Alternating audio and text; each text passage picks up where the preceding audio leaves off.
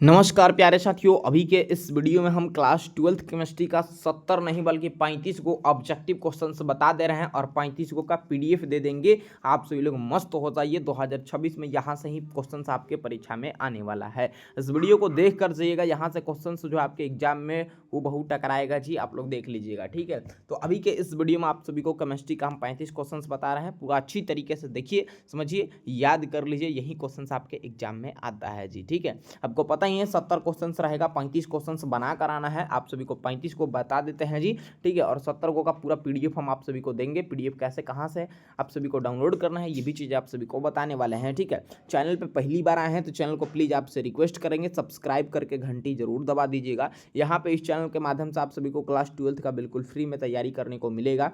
यहाँ पे एक भी रुपया नहीं लिया जाता है किसी भी स्टूडेंट से। रोज़ शाम को 7 बजे इस चैनल से जुड़ जाइएगा।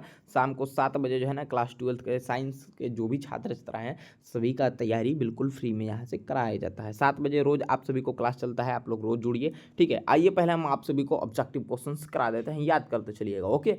चलिए देखिएगा कि किसी क्रिस्टल के दो समानांतर तलों के मिलर निर्देशांक होते हैं, तो पहला का राइट आंसर ये होगा समान होते हैं जी, ठीक है। याद करते चलिए सारा सवाल को, ठीक है। चलिए लो, दूसरा है कि मूल क्रिस्टल तंत्रों की संख्या होती है, तो मूल क्रिस्टल तंत्रों की संख्या 7 होती है। Right answer option number B हो जाएगा जी।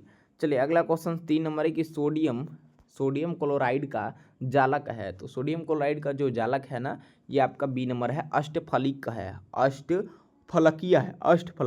Right answer option number B हो जाएगा। अगला सवाल ये रहा 4 नंबर, इंग्लिश में भी क्वेश्चंस को टाइप किया गया है, आप लोग देख सकते हो और समझ सकते हो जी, ठीक है।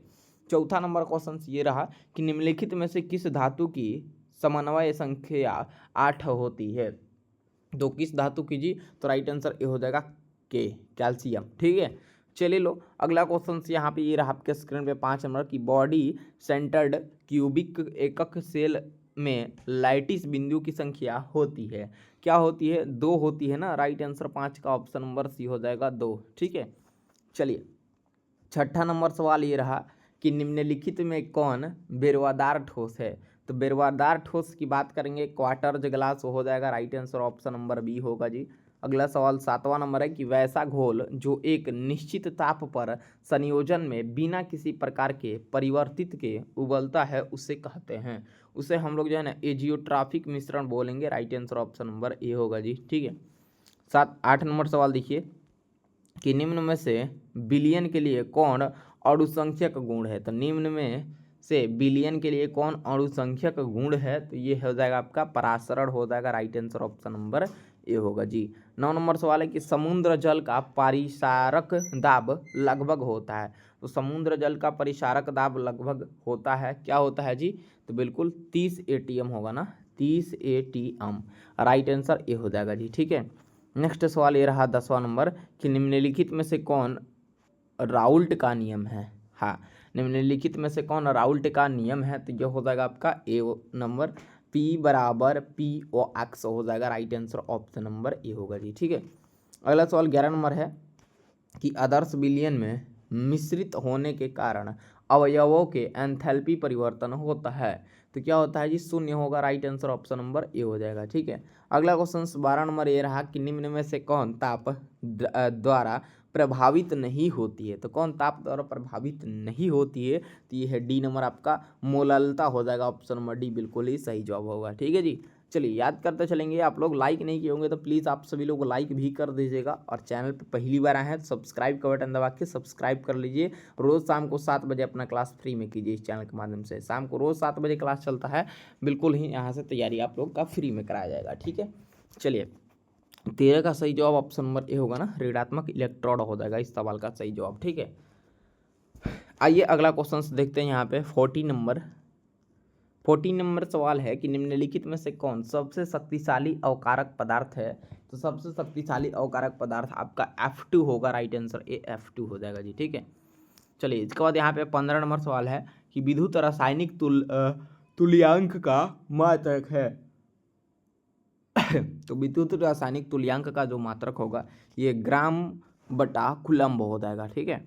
नेक्स्ट सवाल देखिए 16 नंबर द्रवित NaCl क्या है? वैद्युत अपघटन से कैथोड पर मुक्त होता है। क्या मुक्त होता है जी? सोडियम होगा ना, राइट आंसर बी हो जाएगा सोडियम। ठीक है, 17 देखिए लोग, याद करते चलिए सभी लोग, और इस वीडियो को जितना हो सके ज़्यादा से ज़्यादा शेयर कीजिएगा ताकि सभी छात्र छात्राएं जरूर ही देख पाए, सभी भाई लोग, और अच्छी तरीके से इस प्रश्न को याद कर लीजिए। यहीं से प्रश्न आपके परीक्षा में पूछे जाएंगे।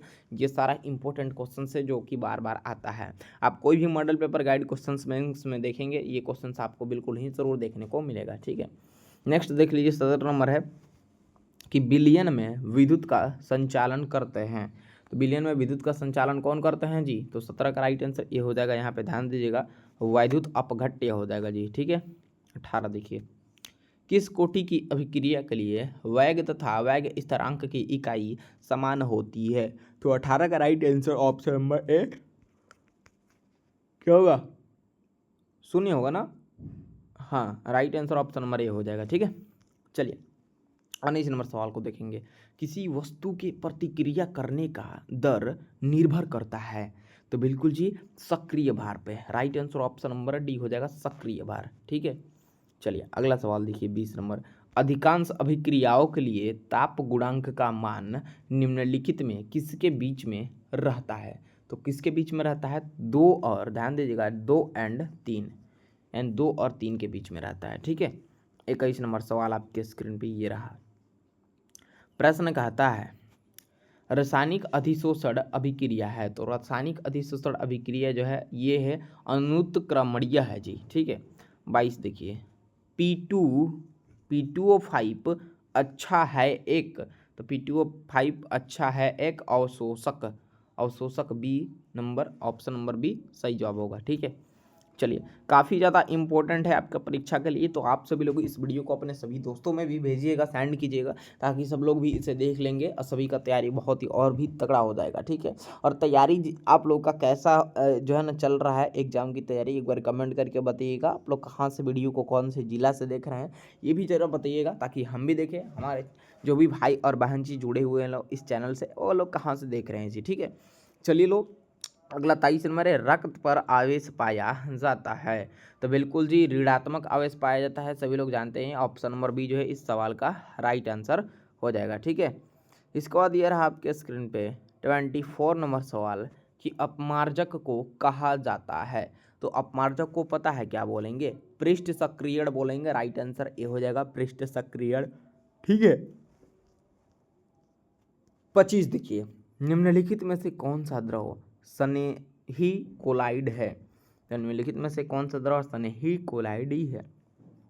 तो गोंद होगा, ये बी नंबर वाला सही आंसर होगा, गोंद। ठीक है, 26 है कि निम्नलिखित में कौन द्रव स्नेही कोलाइड कोलाइड नहीं है? तो ये आपका कुहासा होगा। Right answer option number C हो जाएगा।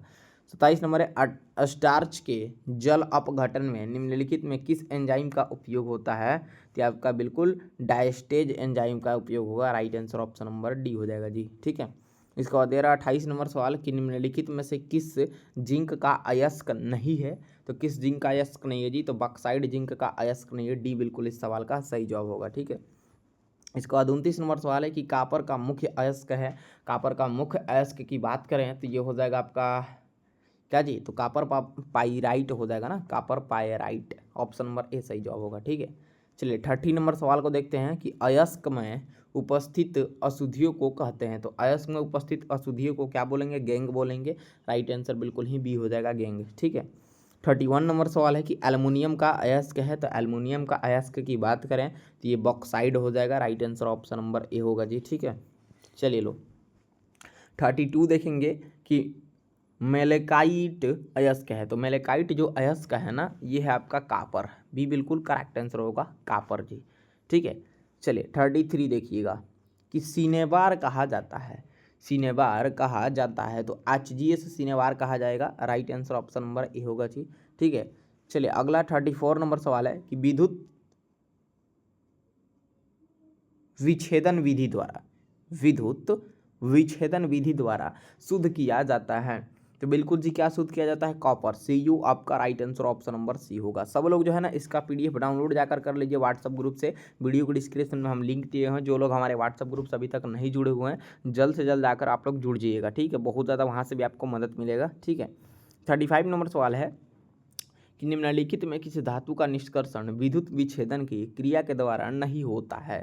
तो आपका FEE हो जाएगा, right answer option number D होगा जी। ठीक है, चलिए देख लीजिए, आप सभी को 35 मैंने बोला था और आपको 35 क्वेश्चंस बता दिया। पूरा 70 का 70 इस PDF में आपको क्वेश्चंस देखने को मिल जाएगा। इस PDF को जो है हम आप व्हाट्सएप ग्रुप में जो है सेंड कर देंगे। आप सभी लोग जो है ना इस वीडियो पर 100 लाइक कंप्लीट करा दीजिए। 100 लाइक हो जाता है, PDF आपको ग्रुप में भेज देंगे। और आगे जैसे इस वीडियो पर 100 लाइक आप लोग कर दीजिएगा ना, सभी लोग लाइक कर दीजिएगा, और जो लोग सब्सक्राइब नहीं किए हैं सब्सक्राइब भी कर दीजिएगा चैनल को। जो लोग लाइक और सब्सक्राइब कर दिए हैं जी, ठीक है, आगे आप सभी को पूरा 70 का 70 को हम ऑब्जेक्टिव लेकर आने वाले हैं। तो आप लोग तैयार रहिए, चैनल को सब्सक्राइब कर लीजिए। रोज अलग अलग आप लोगों का सब्जेक्ट का क्लास शाम को 7 बजे चलता है। आप लोग जरूर ही इस परिवार से जुड़ जाइए। ठीक है, चलिए मिलते हैं अगले वीडियो में। धन्यवाद।